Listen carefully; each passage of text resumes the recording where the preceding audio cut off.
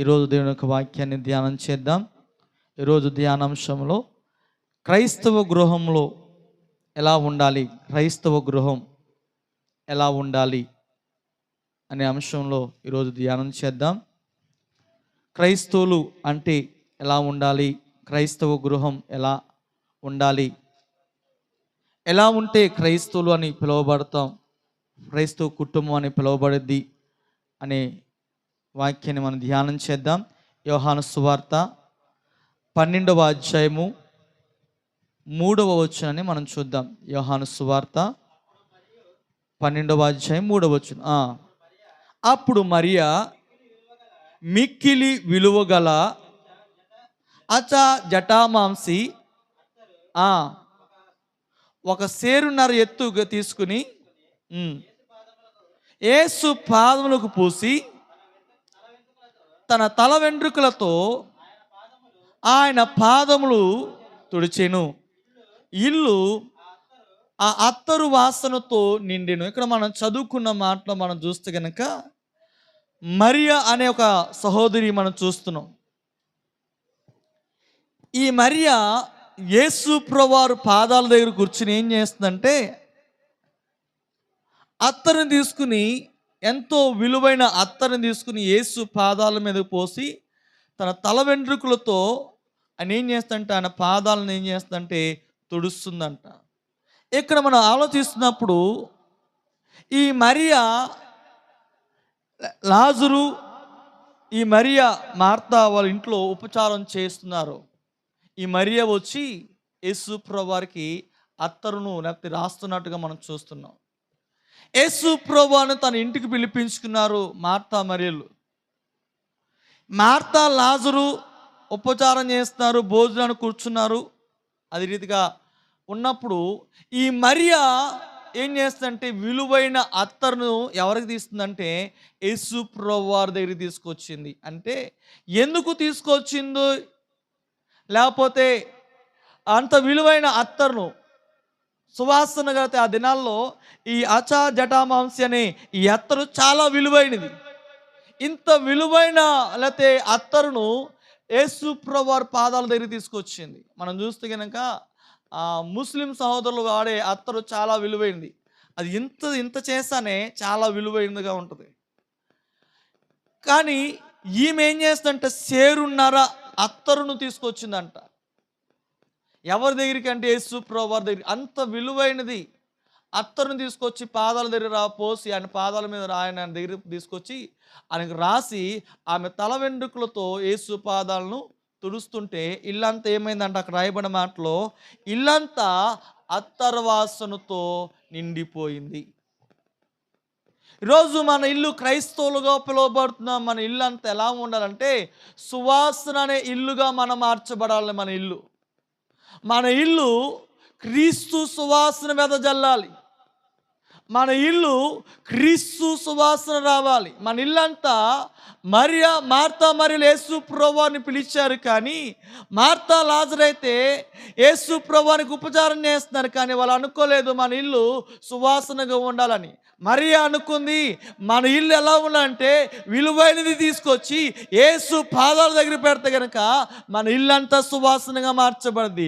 యేసు మన ఇంట్లోకి వస్తున్నప్పుడు, యేసు దగ్గరికి విలువైనది తీసుకొస్తున్నప్పుడు మన ఇల్లంతా సువాసన భరితంగా మార్చబడదని మరియా గారు అనుకున్నారు. ఈరోజు మనం కూడా అనుకోవాల్సిన విషయం ఏంటంటే మన ఇల్లు సువాసనగా మార్చబడాలి.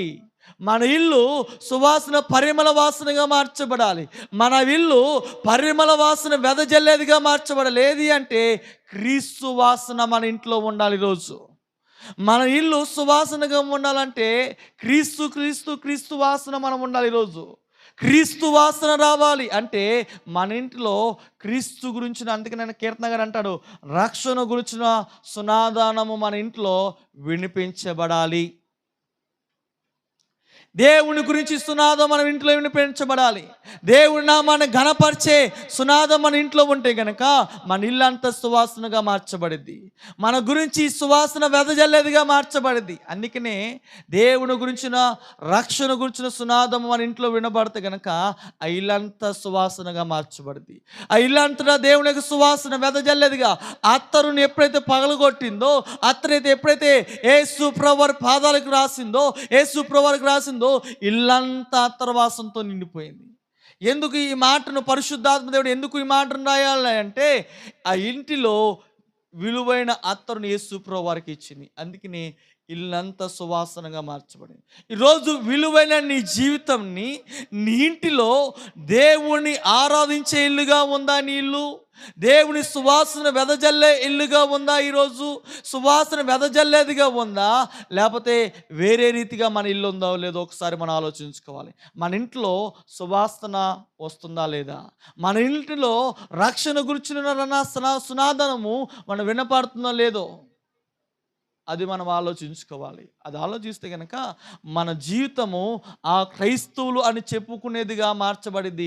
అంటే అందరూ చెప్పుకుంటారు ఆ క్రైస్తవులు అండి అని వీళ్ళు చెప్పుకుంటారు.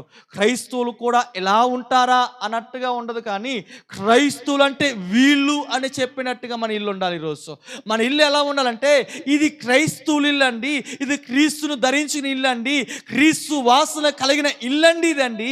ఈ ఇంటిలో క్రీస్తు ఉన్నాడనేట్టుగా ఉండాలి తప్ప క్రైస్తువులు అంటే ఇలా ఉంటారా, మేము అలా ఉంటారు అనుకున్నాం, కానీ ఇలా కూడా ఉంటారనే ఇల్లుగా ఉండకూడదు. ఈరోజు మన ఇల్లు క్రీస్తును గురించిన సువాసన రావాలి. మన ఇంటిలో అపవిత్ర సువాసన రాకూడదు. ఈరోజు మన ఇంటిలో అపవిత్ర వాసన రాకూడదు.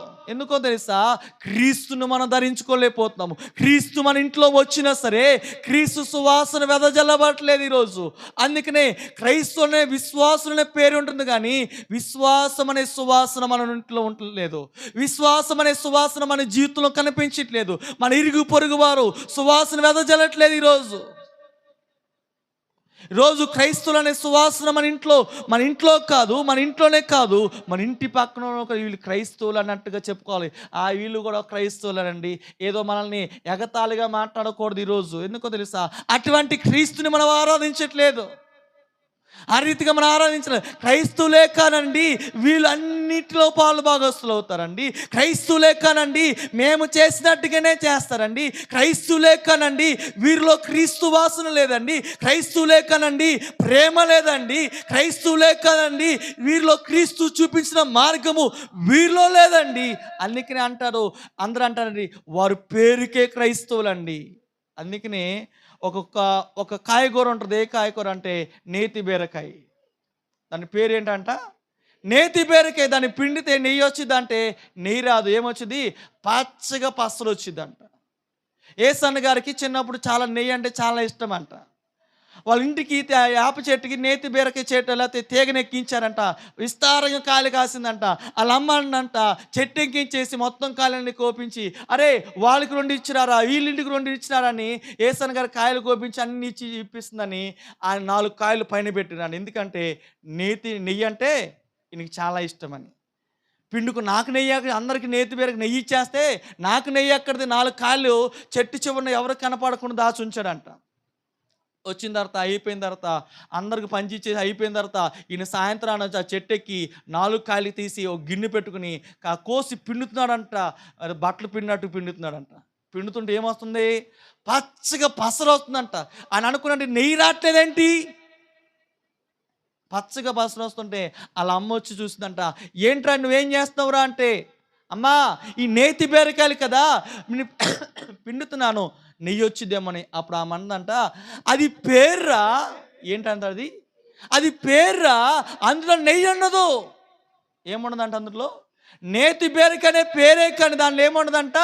నెయ్యి ఉండదు. అందుకే నేసన్న గారు ఏమన్నా తెలుసా? వీరు విశ్వాసులు రా, వీరి విశ్వాసం ఉండదు. వీరు క్రైస్తవులు రా, క్రీస్తు పోలికలు ఉండరు. ఎందుకో తెలుసా? పేరుకే క్రైస్తవులు, పేరుకే విశ్వాసము, పేరుకే క్రీస్తు సువాసన వెదజల్లుతామని చెప్తారు. కానీ వీరిలో ఏముండదంటే క్రీస్తు సువాసన ఉండదంట. అందుకని అంటాడు, ఏమంటాడంటే నీ ఇంటిలో మరియలాగా మన ఇంట్లో ఏమన్నా తెలుసా, క్రీస్తుని గురించిన సువాసన మన ఇంట్లో ఉండాలి. మన గురించి బయటికి వెళ్ళినప్పుడు ఆ సువాసన ఎలా ఉండాలంటే ప్రజలు వెళ్ళాలి. అత్తరు రాసుకున్న వాళ్ళు ఇక్కడ ఉంటే కనుక వీధి చివరి దాకా వాసన వచ్చింది. అంటే మన గురించి, క్రైస్తవులుగా పిలువబడిన మన గురించి మన వీధి అంతా చెప్పాలి, వీళ్ళు నిజమైన క్రైస్తవులండి, వీళ్ళు నిజమైన విశ్వాసులని. ఆ సాక్ష్యము, ఆ సువాసన అది ప్రకటించేదిగా మార్చబడాలి. ఈరోజు మేము ఉంటున్న ప్రాంతంలో చాలామంది వీళ్ళు క్రైస్తవులు అండి. వీళ్ళు అందరికీ మనం చేస్తున్న సహాయం కావచ్చు, లేకపోతే మనం చూపిస్తున్న ప్రేమను బట్టి మనల్ని అపార్ట్మెంట్ దాటి అపార్ట్మెంట్ నుంచి బయటకు వచ్చేస్తాం. అపార్ట్మెంట్ ఉన్న ఆ 4 అంతస్తుల వారు అందరూ అంటున్నారు, అండి మీకులాగా చేసేవారు మేము లేమని చెప్తున్నారు.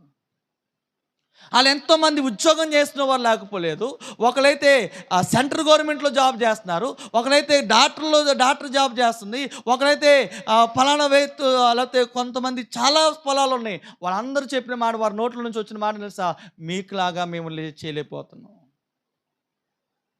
లేకపోతే మనం చూపించిన ప్రేమ కావచ్చు, మనం చేసిన విధానమే కావచ్చు, ఆ సాక్ష్యాన్ని నిన్నటి దినాన్న ఆ విషయాన్ని వింటున్నప్పుడు చాలా దేవుని నామాన్ని మహిమపరచను. ఎందుకంటే ఇది మన వల్ల కాదు ఈరోజు చూపించడం, దేవుని ప్రేమను బట్టి. అంటే దేవుడు సమస్తం మహిమ ఘనత దేవునికి కలుగునుగాక. అందుకని అన్నాను, ఏమన్నాను సార్, మన గురించి మనం ఏమీ చేయక్కర్లేదు, మన ప్రేమే వాళ్ళతో మనం ముఖపరిచయం కూడా లేదు చెప్పాలంటే. ఎవరో మనం చేసే దాన్ని బట్టి విని వాళ్ళందరికీ ఫలానా మేమే చేయలేకపోతున్నాం, వీళ్ళు చేస్తున్నారు అన్నట్టుగా, వీళ్ళు లేకపోతే ఇంతకు చేస్తున్నారు మేమే చేయలేకపోతున్నాం, ఇన్ని విషయాలు చెప్పినప్పుడు మనలో ఏముండాలంటే ఆ సువాసన, ఆ ప్రేమ అనేది మన వీధి పాకాలి. ఈరోజు ఆ ప్రేమ క్రీస్తుని గురించి, ఆ ప్రేమ సువాసన. ఒక ఆవిడైతే మనం బియ్యాన్ని లేకపోతే మనం ఇచ్చిన ఆ ప్యాకెట్ని చూసి ఏడిచిని చెప్పాలంటే, మాకు ఇలాంటి ఎవరు చేయలేదండి, ఇలాంటి బియ్యం మాకు అవ్వలేదు, లేకపోతే మేము అన్నీ కోల్పోయాము, ఇలాగ ఇవ్వలేదని చెప్పాలంటే స్కూల్లో ఒక వాచ్మెన్ ఉన్నాడు.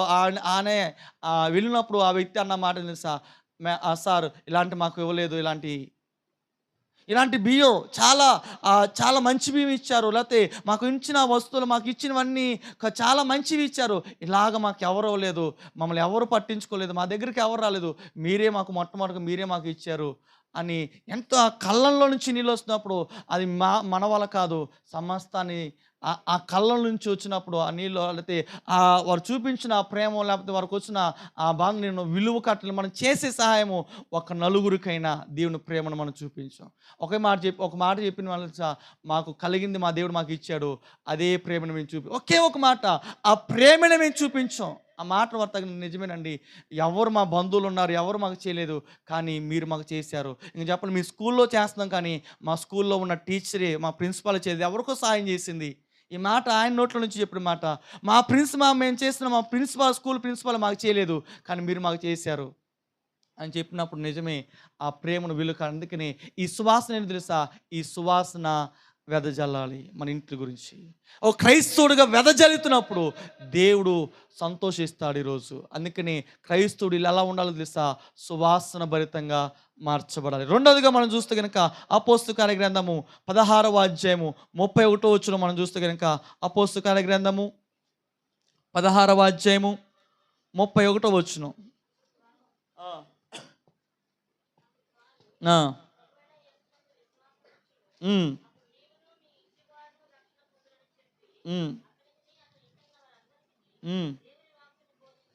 ఇక్కడ మనం చూస్తే కనుక పౌలు శీలని మనం ఏం చేస్తారంటే, వాళ్ళు చెరసాల్లో వేసినప్పుడు అక్కడ అందరూ లేకపోతే ఖైదీలందరూ వారు స్తుతించినప్పుడు ఖైదీలందరూ పారిపోయారు అనుకుని శతాధిపతి ఏం చేశాడంటే చనిపోదాం అనుకుని కత్తి తీస్తే పౌలు ఏమన్నాడు సార్, ఏ హాని చేసుకోవద్దు, మేమందరం ఇక్కడేమో అని చెప్పగానే దీపం తీసుకొచ్చి చూస్తే కనుక అందరు అక్కడే కూర్చున్నారంట. పౌలును శీలను తీసుకువెళ్ళి ఏం చేస్తారంట, వాళ్ళ గాయాలను కడుగుతూ ఉన్నారంట. వారి గురించి సువార్తను ప్రకటిస్తుంటే వారి ఇంటి వారందరూ రక్షణ పొందుకున్నారంట. రక్షణ మన ఇల్లు అంతా ఎలా ఉండాలంటే రక్షణ పొందిన ఇల్లుగా మన ఇల్లు మార్చబడాలి. ప్రతి ఒక్కరూ మన కుటుంబ సభ్యులు లేకపోతే రక్త సంబంధం కూడా యేసు ప్రభువు వారి గురించి మనం తెలియజేసే వారంగా మనం ఉండాలి. అందుకే మనం ఎలా ఉండాలి తెలుసా? నేను నా ఇల్లు అంతా రక్షించబడే వారిగా మనం ఉన్నాము.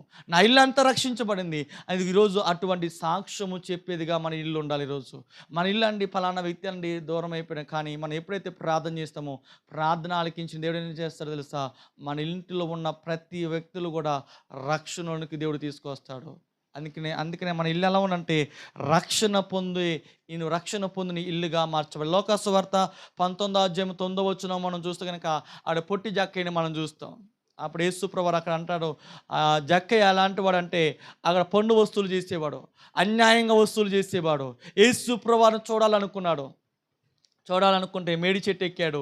మేడి చెట్టు మీద ఎక్కి చూస్తుండే జక్కయ్య దగ్గరికి వచ్చి, మేడి చెట్టు దగ్గరికి వచ్చి, జక్కయ్య త్వరగా దిగిరా, నేడు నీ ఇంటి ఉండవలసి వచ్చిందంటే జక్కయ్య త్వరగా దిగి వచ్చి యేసు ప్రభువుని చేర్చుకుని మనం చూస్తే కనుక ఆ 9వ వచనం చూడండి.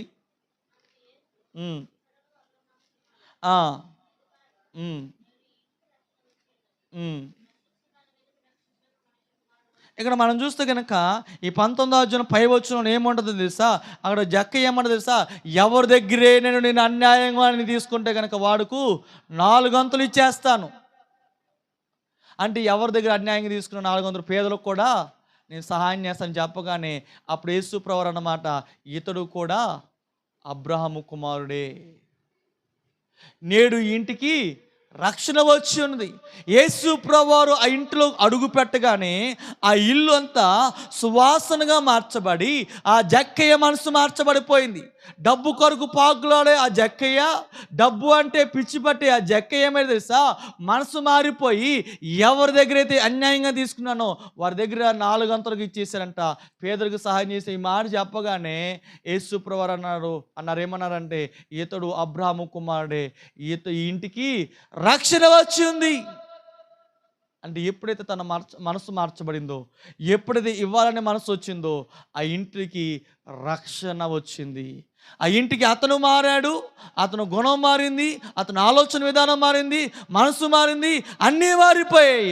అందుకే యేసు ప్రభువు అన్నారు, ఇతడు కూడా అబ్రహాము కుమారుడే. ఈరోజు మనము అబ్రహాము సంతానంగా మార్చబడాలంటే కనుక మనము కూడా కొంత మనలో ఉన్న లేకపోతే ఆ 10 రూపాయలు సంపాదిస్తే కనుక 1 రూపాయి అయినా మనం సహాయం చేసే లేకపోతే ఆ విధానము మనలో ఉన్నప్పుడు అబ్రహాములో ఉన్న ఆశీర్వాదాన్ని మనం సంపాదించుకోవాలి. అందుకని అన్నారు, ఏ క్రైస్తవుడు ఇల్లు ఎలా ఉందంటే మన ఇల్లంతటా రక్షణ పొందిన ఇల్లుగా మనం ఉండాలి. ఈరోజు ఆ రక్షణ పొందిన ఇల్లుగా మనం ఎప్పుడైతే ఉంటుందో మన ఇంట్లో మనం ఏం వినపడిద్దంటే రక్షణ గురించిన సునాదం వినపడిద్ది. మన క్రైస్తువులు అంటారు, ఈ ఇల్లంతా అండి క్రైస్తువులేనండి, వీరి కుటుంబం అంతా క్రీస్తుని నమ్ముకున్నారండి, ఇలాంటి దేవుని ఆరాధిస్తున్నారండి. ఆ రీతిగా కొనసాగేదిగా దేవుడు చేయడం ప్రారంభిస్తారు. నేను అన్నదిన్న గోపన్న ఒక మాట చెప్పారు. ఏమన్నారంటే, నేను గడిచిన ఆదివారం రాలేదండి, రాకపోతే కనుక 15 రోజులు నేను పనికి వెళ్ళకుండా కూర్చున్నాను, ఇక నుంచి ఆదివారం నేను మానను అని ఒక తీర్మానం తీసుకున్నాను అని ఒక మాట చెప్పారు. ఎంత సంతోషం కలిగింది. నిజమే, అటువంటి వారుగా మనం మార్చబడాలి. ఈరోజు ఆదివారం నేను మాను అని ఆ మాట నేను చెప్పినప్పుడు అన్న నోట్ల నుంచి అసలు మీరు మానద్దు అన్న అని ఒక్క మాట కూడా నేను ఎవరితో మాట చెప్పలేదు. ఆయన నోటి నుంచి నేను 1 రోజు నేను మానేనండి, 15 రోజులు ఎక్కడ నేను పనికి వెళ్ళకుండా ఇంట్లో నేను కూర్చున్నాను, ఇక నుంచి పొరపాటున కూడా నేను ఆదివారము నేను మానను. ఏదేమైనా సరే, ఎవరు వచ్చినా రాకపోయినా నేనైతే నేను మానని మాట చెప్పినప్పుడు నేను ఎంతో సంతోషించాను. అంటే ఈరోజు మనం ఎలా ఉండాలంటే అటువంటి రక్షణ గురించిన సునాదము మనలో కలగాలి, అటువంటి రోషము మనలో రావాలి. అలా వచ్చినప్పుడు రోషం ఎందులో ఉండాలంటే క్రీస్తులో మనం ఉండాలి. రోషం ఎందులో ఉండాలి? దేవుళ్ళలో మనం ఉన్నప్పుడు దేవుడు ఖచ్చితంగా బ్లెస్ చేయడం ప్రారంభిస్తాడు. అప్పుడు అంటారు, అప్పుడు ఏమవుతుందో తెలుసా, మనము క్రైస్తవులు అనే మాట మనం వింటాం. ఈరోజు ఇదిగో నిజంగా క్రీస్తును ధరించుకుని, అందుకనే జక్కయ్య అప్పటి వరకు పాపాత్ముడే, అప్పటి వరకు అందరూ అన్నవాళ్ళే, కానీ ఎప్పుడైతే ఇస్తానన్నాడో దేవుడు అబ్రాహాములో ఉన్న ఆశీర్వాదాన్ని సంపాదించేసుకున్నాడు. క్షణములోనే దేవుడు ఈ జక్కయ్యని అబ్రాహాములో ఉన్న దీవుని ఇచ్చేసాడు వెంటనే. అంటే ఈరోజు మనల్ని కూడా అదే రీతిగా దేవుడు చేయడం ప్రారంభిస్తాడు.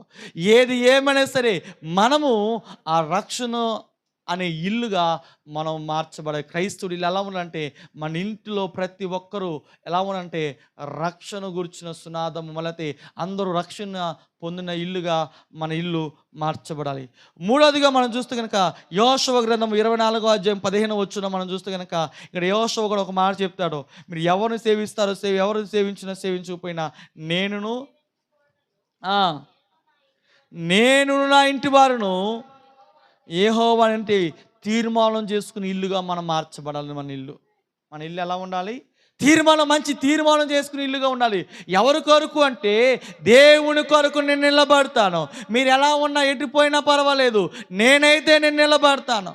గోపాను చెప్పినట్టుగానే నేను మాత్రం నిలబడతానండి.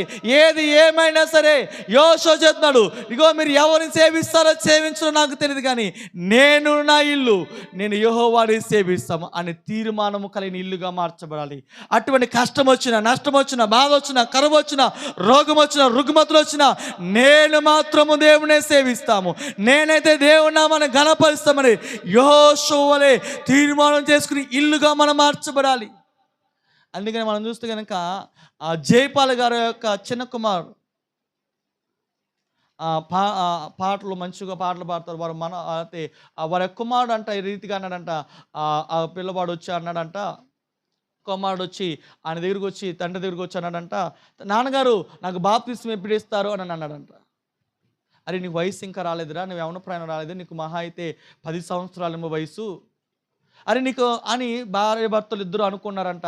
వీడు బాప్తిస్మం కావాలని అడుగుతున్నాడు, ఏం చేయాలి అని అంటే, ఇక ఆ వయసు యవ్వన ప్రాయం రాలేదు, ఎలాగ బాప్తిస్మం? సరే అయితే అడుగుదాము, బాప్తిస్మం ఎందుకు తీసుకుందాం అనుకున్నావు అని అడిగితే, నేను రక్షణ పొందాను. అసలు రక్షణ అంటే ఏంట్రా చెప్పంటే, యేసు ప్రభువు నా కొరకు, నా పాపల కొరకు, నా దోషం కొరకు, నా అతిక్రమణ కొరకు ఆయన ప్రాణం పెట్టాడు, ఆయన నా కొరకు రక్తం కార్చాడని అన్ని విషయాలు చెప్తుంటే, అరే ఈ విషయాలు ఎవరు చెప్పారంటే, నేను వాక్యాన్ని విన్నప్పుడు నా జీవితం మార్చబడింది నా డాడీ అని చెప్పాడంట. ఆ మాటలో చిన్నపిల్లవాడి నోట్లో వచ్చినప్పుడు నిజమే కదా, ఇంకా బాప్తిస్మం ఇవ్వడానికి ఇంకేముంది అని అనుకున్నారంట. అంటే మనం ఎలా మార్చబడాలంటే మన హృదయంలో మార్పు రావాలి. ఈరోజు అది నేను మొన్నటి దినాన్న ఆ వీడియో చూసినప్పుడు నిజమే ఆ చిన్న పిల్లవాళ్ళు వచ్చిన మార్పు మన ఇల్లు. అందుకని మనము కూడా మంచి తీర్మానం మనం చేసుకోవాలి. తీర్మానం చేసుకునే వ్యక్తులుగా మనం ఉండాలి. ఇక్కడ యోషువని తీర్మానం చేసుకుంటే, ఇక్కడ సమూయేలు మొదటి గ్రంథంలో మనం చూస్తాం, హన్నా కూడా తీర్మానం చేసుకుని నా గనక కుమారుడు గనక ఇస్తే అతను ఏం చేస్తాడంటే, అయ్యా నీ సన్నిధానంలో విడిచిపెట్టేస్తా, నాకు గనక కుమారుని ఇస్తే అని అనగానే ఎప్పుడైతే తీర్మానం చేసుకుని వెళ్ళిందో, దేవుడు ఆమెను జ్ఞాపకం చేసుకున్నాడు, ఆమెను గర్భాన్ని తెరిచాడు, కుమారుని దేవుడు అనుగ్రహించాడు.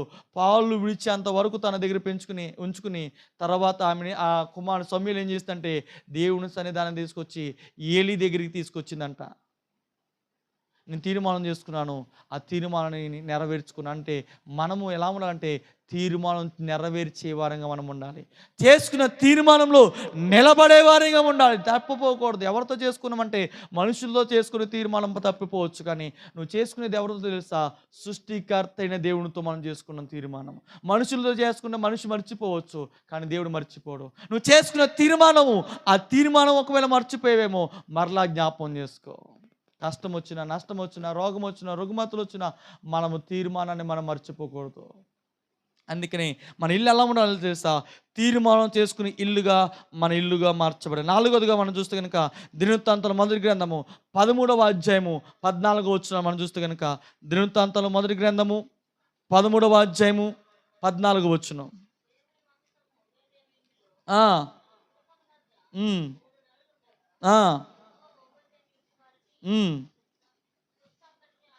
ఇక్కడ మనం చూస్తే కనుక ఓబేదేమి ఇంట్లో మందసం ఉంది. ఆ మందసం ఎన్ని నెలలు ఉందంటే 3 నెలలు ఉందంట. ఆ మందసం ఉన్న 3 నెలలు ఏమైందంట, అతను కలిగిన అంతటిని దేవుడు ఆస్వాదించాడంట. అంటే మన ఇంట్లో ఏమన్నా దేవుని మందసం ఉండాలి అంటే దేవుని మన కుటుంబంగా ఆరాధించే ఇల్లుగా మన కుటుంబం ఉండాలి. అంటే ఆశీర్వాదము కలిగిన ఇల్లుగా మన ఇల్లు ఉండాలి. మందసం ఉందంటే మందసంలో ఏముంది అంటే 10 ఆజ్ఞలు, రాతి పలకలు, 2 పలకలు, అదే రీతిగా మన్నా పాత్ర, అదే రీతిగా అహరోను చిగురించిన చేతికర్ర ఉంది. అంటే ఈరోజు అక్కడ ఏముందంటే దేవుని సన్నిధానం ఉంది అక్కడ. ఆ ఇంటిలో దేవుని అదే కుటుంబం కలిసి ఆరాధించే విధానము, కుటుంబంగా కలిసి దేవుని స్తుతించే విధానము అదిగో అక్కడ ఉంది కాబట్టి ఆశీర్వాదము అక్కడ దిగి వచ్చింది.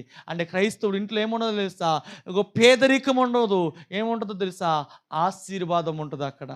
అందుకని ఎప్పుడైతే కుటుంబంలో ఆ కుటుంబ ఆరాధన ఎప్పుడైతే ఉందో ఆ కుటుంబాన్ని ఏం చేస్తాడంటే తెలుసా? 3 నెలలు ఉందంట. అతను కలిగినంతటిని దేవుడు బ్లెస్ చేయడం ప్రారంభించంట. అంటే ఈరోజు నీ జీవితంలో దేవుడు అదే కృపను దేవుడు చేయడం ప్రారంభించబోతున్నాడు. నీ ఇంటిలో ప్రారంభించండి కుటుంబ ఆరాధన. హృదయపూర్వకంగా ప్రార్థన చేయండి. హృదయపూర్వకంగా ఒకవేళ అరగంటో గంటో ప్రార్థన చేయండి, పాటలు పాడండి, ఒక కీర్తనో లేకపోతే ఒక సామెతో చదవండి, లేకపోతే ప్రార్థన చేయండి. అలా హృదయపూర్వకంగా పూర్ణ మనసుతో మేము ప్రార్థన చేస్తే కనుక ఖచ్చితంగా దేవుడు మిమ్మల్ని ఆస్వాదిస్తాడు. ఖచ్చితంగా దేవుడు బ్లెస్ చేస్తాడు.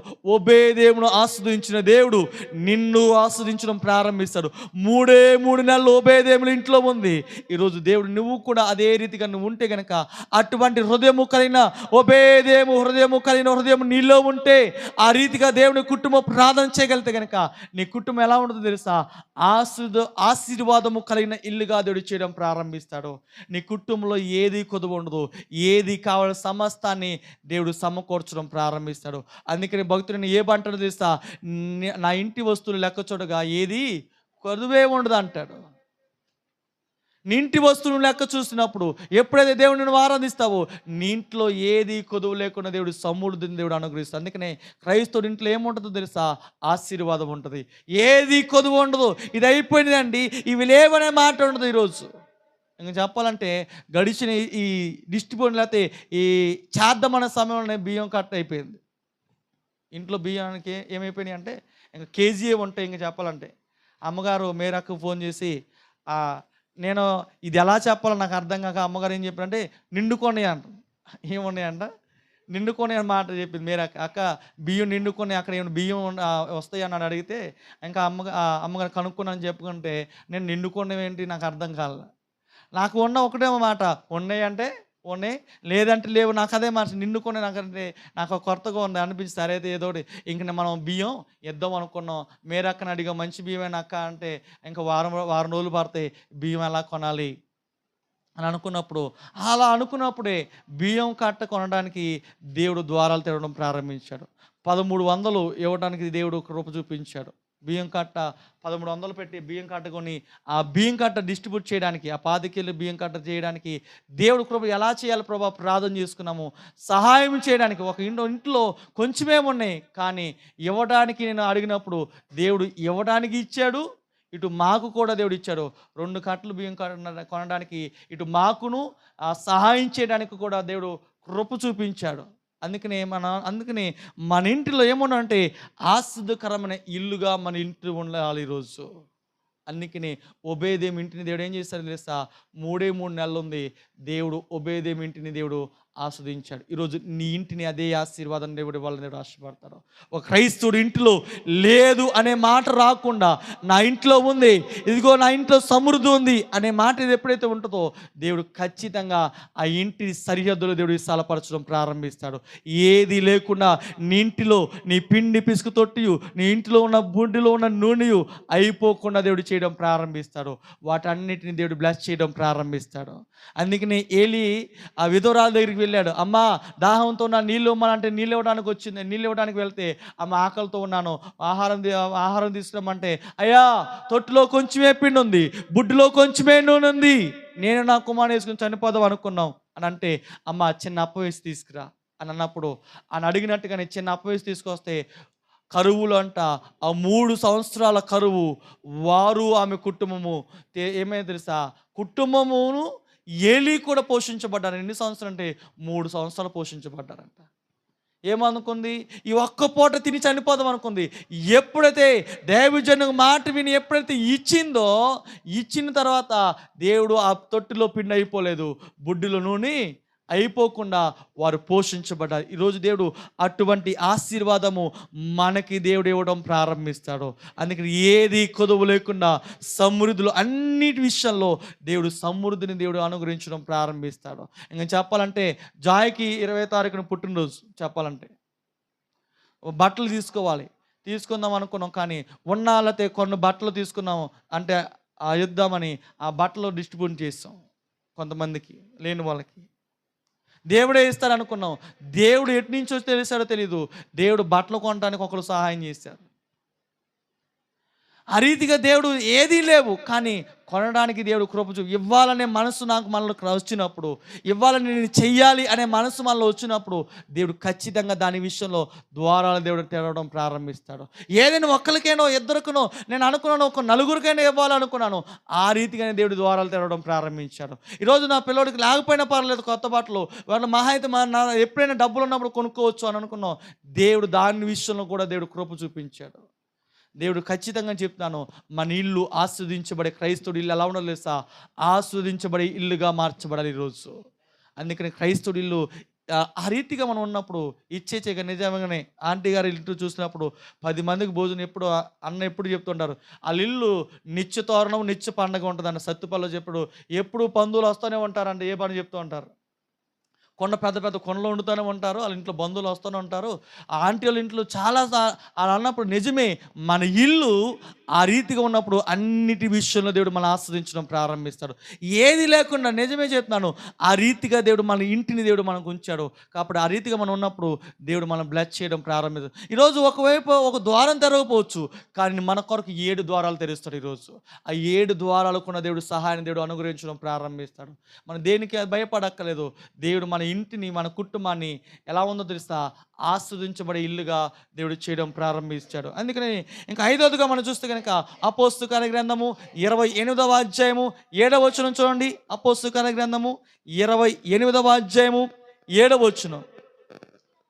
ఉమ్ ఉమ్ ఉమ్ ఉమ్ ఇప్పుడు మన ఇల్లు ఎలా ఉండాలంటే ఆతిథ్యం ఇచ్చే ఇల్లుగా ఉండాలి. ఇక్కడ మనం చూస్తే కనుక పౌలు గారు ప్రయాణం చేస్తుంటే వీరు ఏమైందంటే ఒక దీపం దగ్గరకు వచ్చి ఆగిపోయింది. వీరు వాడ ఆగిపోతే వీళ్ళు ఏమయ్యారంటే ఆ దీపంలోకి వచ్చి కట్టెలు పేర్చుకున్నారు. కట్టెలు పేరిస్తే కట్టెలు పేర్చి లేకపోతే వెంట వేడితే అప్పటి వరకు లేకపోతే సముద్రంలో ఉన్నారేమో, కట్టెలు వేడికి చలి కాసుకుందాం మనం వేసుకుంటే ఒక సర్పం వచ్చి పౌలు గారిని కాటేసింది. 3వ వచనం చూస్తే కనుక అందరూ చూస్తున్నారంట, దీప నివాసులు అందరూ, వీడేదో పాపం చేస్తుంటాడు, వీడేదో దొంగతనం చేస్తుంటాడు, ఏదో నరాచ చేస్తుంటాడు. సర్పం సముద్రంలో నుంచి కాపాడబడ్డాడు, కానీ ఈ సర్పము వాడి పాపము వాడిని మాత్రం విడిచిపెడలేదు. వీడు కొన్ని నిమిషాల్లో చనిపోతాడు, గంటలో చనిపోతాడు, 2 గంటలో చనిపోతాడని అతను చావు కొరకు, పౌలు గారు చావు కొరకు ఎదురు చూస్తున్నారంట. చూస్తుంటే పౌలు గారికి ఎటువంటి హాని జరగలేదంట. జరగపోయేసరికి చూస్తే కనుక వారందరూ విభ్రాంతి పొంది ఏమనుకున్నా, ఇతడు నిజంగా దేవుని దోతే, ఇతడు నిజంగా ఇతడు బ్రతికి ఉన్నాడంటే దేవుని దోతే అని అనుకుని వారందరూ ఏం చేస్తారంటే ఆ 7వ వచనంలో మనం చదువుకున్న మాటని ఆ దీపంలో వారందరూ అంట 3 దినాలు వారికి అంట సహాయం వారికి ఏం చేస్తారంటే స్నేహభావంతో ఆతిథ్యం ఇచ్చారంట. మన కుటుంబం ఎలా ఉండాలో తెలుసా? ఎవరైతే పోయిన వాళ్ళైతే ఎవరైతే దిక్కుతోచన ఉన్నారో వారికి మనం ఆతిథ్యం ఇచ్చే కుటుంబాలుగా మన కుటుంబం ఉండాలి. ఆతిథ్యం ఇచ్చే ఇల్లుగా మన ఇల్లు ఉండాలి. అలా ఉంటే దేవుడు ఆస్వాదిస్తాడు. బైబిల్ గ్రంథంలో మనం అబ్రాహామును మనం చూసినప్పుడు, అబ్రాహాము దేవుడు లేకపోతే దేవుని దూతలు వాళ్ళ ముగ్గురు వెళుతున్నప్పుడు వారిద్దరు ముగ్గురు పిలిచారంట, అయ్యా నా దగ్గరికి వచ్చి రండి అయ్యా, నేను మీకు ఆహారం పెడతానని, కాలు కడుక్కోనని చెప్తే కాలు కడుక్కున్నారంట. కాలు కడుక్కుని వారు కడుక్కున్న తర్వాత షరతు చెప్పాడు. 3 మానకుల పిండిని తీసుకొచ్చి రొట్టెలు చేయమన్నాడు. ఒక లేత దూడను తీసుకొచ్చి, పేను దూడను తీసుకొచ్చి, ఇదిగో విందులు అయితే భోజనాన్ని దించాలైతే దాన్ని చేయి సిద్ధపాటు చేయగానే వారి ముగ్గురికి ఏం చేశాడంటే ఆతిథ్యం ఇచ్చాడు. ఆతిథ్యం ఇచ్చినప్పుడు అబ్రహామును దేవుడు ఆస్వాదించాడు. అంటే మన కుటుంబం, మన ఇల్లు ఎలా ఉండాలి తెలుసా? ఆతిథ్యం ఇచ్చే ఇల్లుగా మన ఇల్లు ఉంటే కనుక మన గురించి నలుగురు చెప్పుకోవడం ప్రారంభిస్తారు. మనం ఉన్న దానిలోనే మనకి ఏది ఉందో, లేకపోతే పప్పు ఉందా, లేకపోతే పచ్చడి ఉందా, లేకపోతే ఏది ఉందో అదే మనం ఎలా ఉండాలి తెలుసా? ఆతిథ్యం ఇచ్చే ఇల్లుగా మనం మార్చబడినప్పుడు అది దానిలో కూడా దేవుడు ఆశీర్వాదం దాగి ఉంది. ఈరోజు అబ్రాము ఆతిథ్యం ఇచ్చాడు. అబ్రాముకు విశ్వాసులకు తండ్రిగా పిలువబడతాడు. అబ్రాము తన సరిహద్దులు తూర్పుకు పడమర, అందుకని అన్నాడు, ఏమన్నాడంటే అబ్రాహ్మణ్ ఏమో తెలుసా? అబ్రాహ్మా ఆకాశం నక్షత్రాలు లెక్కించు అంటే, అయ్యా నేను లెక్కించలేను, ఇదిగో నీ సంతానం అలా చేస్తాను. ఇసుక నేను లెక్కించు అంటే, అయ్యా నేను లెక్కించలేనంటే, ఇదిగో నీ సంతానం అలా చేస్తాను అంటే. ఎందుకు తెలుసా? ఆతిథ్యం ఇచ్చే ఇల్లుగా అబ్రహాం ఇల్లు ఉంది. అందుకని ఆతిథ్యం ఎలా ఉందో తెలుసా? అన్ని విషయాల్లో దేవుడు అబ్రహాంను ఆస్వాదించాడు. ఏది కొదువు లేకుండా అబ్రహామును అన్ని విషయాల్లో దేవుడు బ్లెస్ చేయడం ప్రారంభించాడు. ఆ రోజుగా ఇల్లుగా మనం ఎలా ఉండాలో తెలుసా? రాజు 2వ గ్రంథము 4వ అధ్యాయము 9-10 వచనాలను మనం చూస్తే కనుక మన ఇల్లు ఎలా ఉండాలంటే, రాజు 2వ గ్రంథము 4వ అధ్యాయము 9వ వచనం 10వ వచనం మనం చూస్తే కనుక అక్కడ గం హ్మ్. హ్మ్. ఆ! ఆ! హ్మ్. హ్మ్.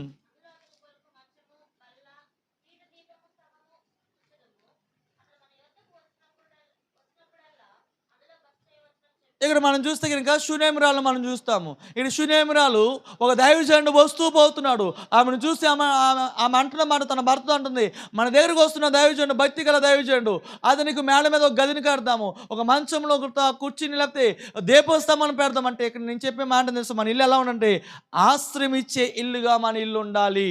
మన ఇల్లు ఎలా ఉండాలో తెలుసా? ఆరో ఇల్లు ఎలా ఉండాలంటే ఆశ్రయము ఇచ్చే ఇల్లుగా మనం ఉండాలి. మనం ఉన్న దానిలోనే కొంత ఆశ్రయమూలతే ఇచ్చే ఇల్లుగా మనం ఉంటే గనక దేవుడు మనం చూస్తే గనక ఆ షూనేమిరాలు ఎప్పుడైతే ఆశ్రయం ఇచ్చిందో, ఆ దైవజనునికి ఎప్పుడైతే ఇచ్చిందో ఏం చేశాడంటే ఆ దైవజనుడు అడుగుతున్నాడు, ఇంట్లో ఏం కొదువుంది అని అక్కడున్న ఆ వ్యక్తిని అడిగితే, అయ్యా ఇంట్లో ఏమి కొదువు లేదు కానీ వారికి పిల్లలు లేరయ్యా అని ఆ మాట చెప్పగానే ఎలీషా వచ్చి అంటాడు, ఆమె అమ్మ మరుసటి ఏట నీ కౌగిట్లో కుమారుడు ఉంటాడంటే, అయ్యా అలా అనరాదు, మేము వృద్ధులు అయిపోయాం ఇలా జరిగిద్ది అంటే, లేదనగానే వెళ్ళగానే మరుసటి ఏట వచ్చేసరికి ఆమె కౌగిట్లో కుమారుడు దేవుడు అనుగ్రహించాడు. అంటే వారి వెలితి ఏంటో, వారు ఎప్పుడైతే ఆశ్రయం ఇచ్చారో, ఎప్పుడైతే ఆశ్రయం ఇచ్చే ఇల్లుగా మార్చబడిందో, ఆ ఇంటిలో ఉన్న వారసులు అనే కుటుంబత్వాన్ని కోల్పోయిన ఆ కుటుంబము దేవుడు ఏం చేస్తాడు తెలుసా? వారు కూడా ఊహించలేదు. ఇంక అయిపోయిందే మా పరిస్థితి, మేము ఒడిగిపోయింది అనుకున్నారు. కానీ ఎప్పుడైతే హృదయపూర్వకంగా ఆ ఆశ్రయం ఇచ్చేదిగా మార్చబడిందో, ఆ వారసత్వపు ఆళ్ళతి అధికారాన్ని కలిగిన ఇల్లుగా మార్చబడింది ఆ కుటుంబము. ఈరోజు మన కుటుంబాలు దేవుడు మన ఇంట్లో ఉన్న కొదువులను దేవుడు తీర్చడం ప్రారంభిస్తాడు. ఆ శూన్యమిరాలు కుటుంబాన్ని దేవుడు ఆశ్రయం ఇచ్చినట్టుగానే మనము ఎవరికైతే కొంతైనా మనం ఆశ్రయం ఇస్తే గనక మన కుటుంబం మన ఇంట్లో ఏదైతే కొదువు ఉందో ఆ కొదువును దేవుడు తీర్చడం ప్రారంభిస్తాడు. ఆ కొదువును దేవుడు తీర్చి మనల్ని అంచులంచులుగా దేవుడు ఆశ్రయించడం ప్రారంభిస్తాడు. అందుకని శూన్యమిరాలు ఆశ్రమించింది తన కుటుంబములో దేవుడు తన కుటుంబాన్ని నిలబెడతారు. తర్వాత వారి కుటుంబం నిలబడేదిగా దేవుడు మార్చడం ప్రారంభించాడు. ఈరోజు ఈ మధ్యాహ్న కాల సమయంలో మనము మన ఇల్లు ఎలా ఉండాలో తెలుసా? ఆశ్రయము ఇచ్చే ఇల్లుగా మనం మార్చబడి చివరిగా మనం చదువుకున్నాము మత్తయి సువార్త 10వ అధ్యాయము 13వ వచనం. ఏ ఇల్లుగా ఉండాలంటే మత్తయి సువార్త 10వ అధ్యాయము 13వ వచనం. హ్మ్. హ్మ్. హ్మ్. ఇక్కడ మనం చూస్తే కనుక యేసు ప్రభువారు తన శిష్యుల్ని సువార్తను ప్రకటించడానికి పంపించారు. పంపించినప్పుడు అయ్యా మేమేం చేయాలి? అయ్యా మీ ప్రాంతం సువార్త ప్రకటించండి. ఏ ఇల్లు అయితే మిమ్మల్ని చేర్చుకుంటుందో ఆ ఇల్లు యోగ్యమైనదైతే మీ కాళ్ళు దులిపివేయండి. ఆ ఇల్లు యోగ్యమైనదైతే ఆ యోగ్యత వారు కలిగిద్ది. అంటే మన ఇల్లు ఎలా ఉందంటే యోగ్యమైన ఇల్లుగా మన ఇల్లు మార్చబడాలి. మన ఇల్లు ఎలా ఉంటే యోగ్యత కలిగిన ఇల్లుగా మార్చబడాలి. ఆశీర్వాదానికి యోగ్యులుగా మార్చబడాలి. ఆత్మ సంబంధమైన ఇల్లు యోగ్యతను సంపాదించుకున్న అన్ని విషయాల్లో యోగ్యమైన ఇల్లుగా ఇల్లు మనం మార్చబడాలి. అయోగ్యమైన ఇల్లుగా మార్చబడకూడదు. యేసు ప్రభువారు చెప్తున్న మాట ఇది ఏమంటే తెలుసా? అది యోగ్యమైన ఇల్లు అయితే మీ కాళ్ళు దులిపినప్పుడు ఆ దులిపిన ఆ పాదాలు ధూళే ఆ యోగ్యమైన ఇల్లుగా యోగ్యమైనదైతే యోగ్యతను సంపాదించుకున్నది. అయోగ్యమైన ఇల్లు అయితే ఏమీ సంపాదించుకున్నట్టుగానే యేసు ప్రభువారు మాట్లాడతా. అంటే మన ఇల్లు ఎలా ఉండాలంటే ఏడోదిగా ఎలా ఉండాలి తెలుసా? యోగ్యమైన ఇల్లుగా మన ఇల్లు మార్చబడాలి. అయోగ్యమైన ఇల్లుగా మనం ఉండకూడదు. అంటే ఆ ఇల్లు యోగ్యమైనది కాదండి. ఇప్పుడు ఏమన్నా ఎక్కడైనా ఇప్పుడు ఎవరికైనా వరద బాధులకి మనం పంచాలనుకున్నాం అనుకోని వెళ్ళామనుకోండి, కొంతమంది చెప్తారు ఏమంటారంటే వాళ్ళకన్నీ అన్నీ ఉన్నాయండి, వాళ్ళకేమీ చేయక్కర్లేదు, వీళ్ళకన్నీ ఏమీ లేవండి, అన్నీ కోల్పోయారండి అంటే ఏం చెప్తారు? వాళ్ళ స్థితిని చూసి వారి పరిస్థితి చూసి చెప్తూ ఉంటారు. వీళ్ళండి ఏమీ లేవండి, వీళ్ళు యోగ్యులండి, వీళ్ళకండి ఇవేమి కోల్పోయారండి, వీళ్ళు యోగ్యులు కారండి చెప్తున్నప్పుడు మనం కూడా దేవుని దూతలు